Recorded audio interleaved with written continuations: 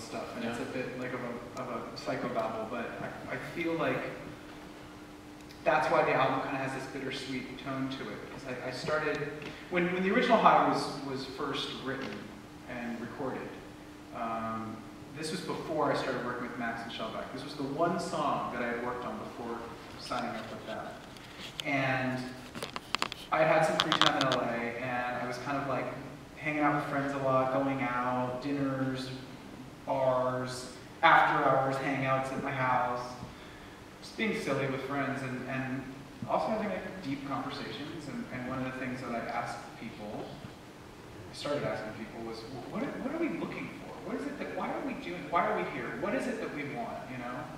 And a lot of people move to these big cities with like dreams and like these stars in their eyes, and they're like, I'm gonna make it big, or I'm gonna do this, and these really ambitious people come to the big cities. And not everybody makes it. Not everybody gets the thing that they wanted right away, or at all. And what's left in the wake of that is sometimes some disappointment, some sadness, some like identity issues. You're like, well, what am I? If I'm not an actor, if I'm not a pop star, if I'm not a this, not a that, what am I? Who am I? And I think that's kind of, the album's kind of about all of that. It's about that, like, that chase. Yeah. I could keep rambling on. That's very good. Yeah. Now I don't have time to tell you about my first time. But maybe that's for the podcast. Yeah, exactly. So there's questions here.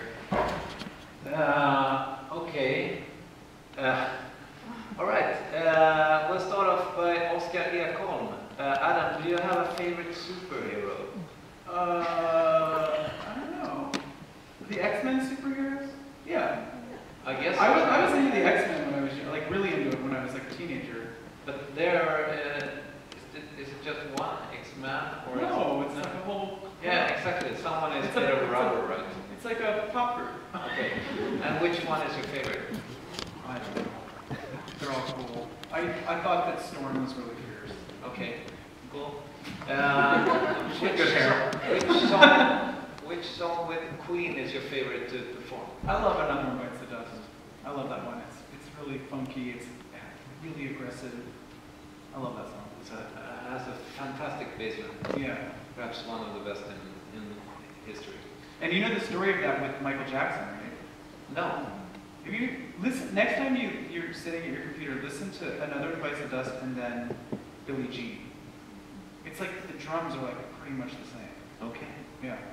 Just a side note. Is that they were friends. They were Freddie and Michael were friends. You know, they just released the Queen Forever album, and there's a song with Freddie and Michael that they did together years and years ago that just now got released. Okay. So I think that they were buds, and they Michael actually was the one that said, like, you should put Another One Bites the Dust out as your single. And they didn't think that was like the most obvious one, but he was like, no, it's a crossover thing, it'll be huge, and it became one of the biggest songs ever. Yeah. Yeah. It's fantastic. Yeah. All right. Lina wonders, which one of your songs is your favorite? All of them. Like, I can't pick a favorite on this album. It's also, you know, I love them all.